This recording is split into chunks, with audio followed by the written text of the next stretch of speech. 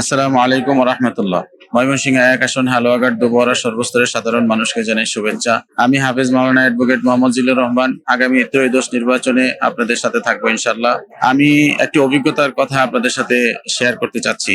বিগত কয়েকদিনে আমি হালুয়াঘাট এবং দুবরার 19টি ইউনিয়নের প্রত্যেকটি ইউনিয়নের শিক্ষা প্রতিষ্ঠান অর্থাৎ স্কুল, কলেজ, হাই স্কুল, আলিয়া মাদ্রাসা, কওমি মাদ্রাসার ভিজিটের জন্য গিয়েছি এবং তাদের খোঁজ খবরের জন্য গিয়েছি।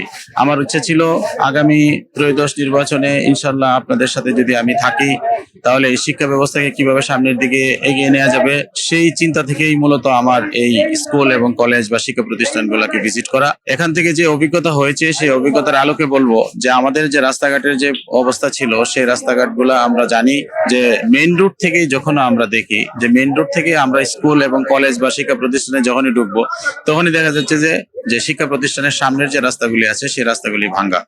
আমরা চাই আপনারা যদি হাত পাকার সাথে থাকেন, প্রযুক্ত করেন, তাহলে ইনশাআল্লাহ শিক্ষা প্রতিষ্ঠানের সকল রাস্তা অর্থাৎ বাইপাস যে সমস্ত রাস্তাগুলো আছে বা যোগাযোগের জন্য যে লিঙ্ক রাস্তাগুলো আছে সেই রাস্তাগুলোতে আমরা উন্নত করে ছাত্রদের এবং ছাত্রছাত্রীদের শিক্ষার জন্য যে সমস্ত কার্যক্রম অর্থাৎ যাতায়াতের যে ব্যবস্থা সেটাকে আমরা উন্নত করব এবং শিক্ষা প্রতিষ্ঠানের সর্বোচ্চ লেভেলের আধুনিকতার যে ছোঁয়া সেই ছোঁয়া দেওয়ার জন্য চেষ্টা করবো ইনশাআল্লাহ।